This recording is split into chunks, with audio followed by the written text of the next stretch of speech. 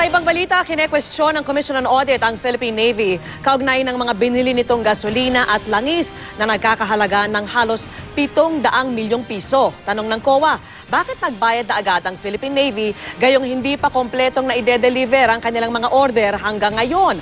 Nakatutok si JP Soriano. Nadiskubre ng Commission on Audit na halos 700 million pesos na halaga ng gasolina, oil at lubricants ang hindi na i-deliver sa Philippine Navy noong 2011. Ang mga ito, in-order mula sa Petron Corporation. Ang kaso pa, bayad na ang Petron pero wala pa rin noon ang delivery. Ang sagot noon ng Philippine Navy sa COA, unti-unti na raw nade-deliver ang mga in-order na supply. Amin ngayong tinanong ang Navy pagkalipas ng halos 2 taon, na i-deliver na ba ang lahat ng order? Inamin ng Navy na 15 million pesos pa na halaga ng produktong in-order noong 2011 ang hanggang ngayon ay hindi pa na-i-deliver ng Petron. Kung ano man yung nakita ng COA, we immediately corrected it just to ensure that we are following the requirements of the Commission of Audit. Yung mga nakalimot, well, we have to reprimand. So, yun. Dadaan din namin sa doon sa process for them to correct their ways.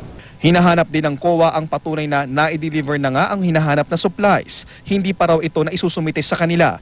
Sabi ng Navy, natagalan lang daw ang pagbibigay nila ng mga delivery records dahil nasa malayo ang ibang unit ng Navy.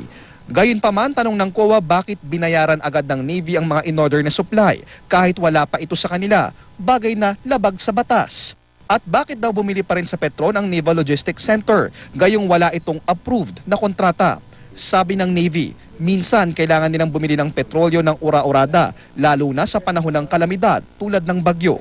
As much possible, we follow the advice of the COA. Although sometimes, because of the exigency of our operations, may time na talagang hindi maiwasan yun. Okay, but as much possible, we stick to it. We stick to it as much possible and